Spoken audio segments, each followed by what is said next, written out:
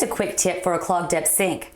The first tool you'll need to reach for is your plunger. But before you get started with the heavy elbow grease, here's a few tricks of the trade that your plumber already knows. First, stuff wet rags into the overflow holes so that all of your plunger power goes directly to the clog. It will also help if you can remove the pop-up drain plug and then fill the sink halfway full of water. That is, if it isn't halfway full of water already.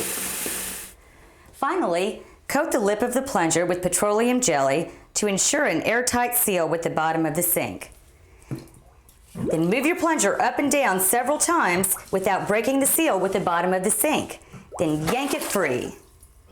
4 or 5 tries should clear most ordinary clogs, and then your drains will be running freely once again.